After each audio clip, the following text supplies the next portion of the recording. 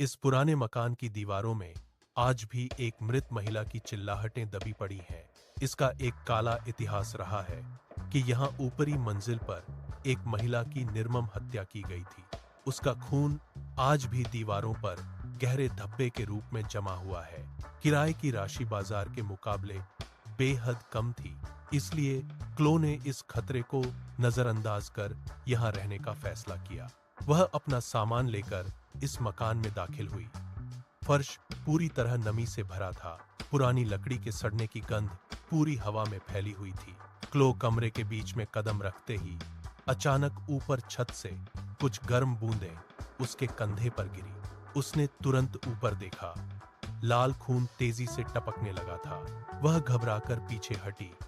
खून का धब्बा सफेद फर्श पर तेजी से फैलने लगा। हवा में लोहे की कड़वी गंध तेजी से फैलने लगी और क्लो का दिल जोर से धड़कने लगा।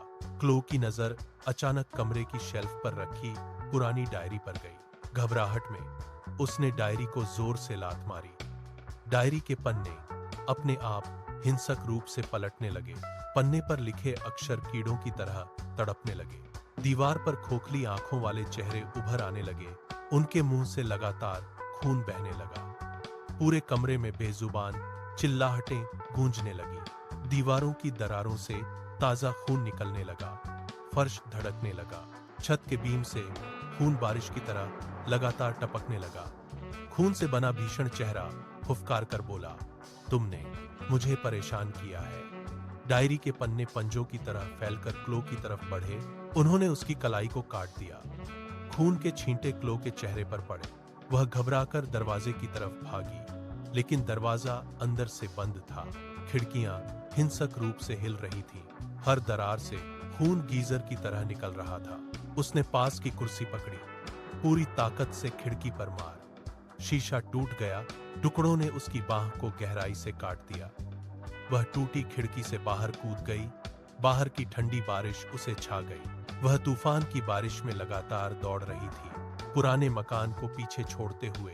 जितना दूर हो सकती थी उतना दूर जा रही थी। उसके पीछे खाली मैदान में वह पुराना घर लगातार धड़क रहा था, जैसे कोई जीवित प्राणी सांस ले रहा हो। कमरे के बीच में खुली पड़ी डायरी में नया लाल नाम अब साफ दिखाई दे रहा था, क्लो। खून से लिखे अक्षर लगातार मुड़ रहे थे और हवा में फुसफुसा रहे थे। बिजली हर बार चमकती है तो क्लो के आसपास की हर परछाई उसकी तरफ मुड़ जाती है। हर परछाई उसका नाम फुसफुसाती है। बारिश की हर बूंद की आहट उसके ठीक पीछे चलने वाले कदमों की आहट जैसी लगती है। वह जितना तेज दौड़ती है उतना ही यह एहसास बढ़ता जाता है कि वह अभी भी उसके ठीक पीछे है। उसका दुःस्वप्न अभी शुरू हुआ ही थी।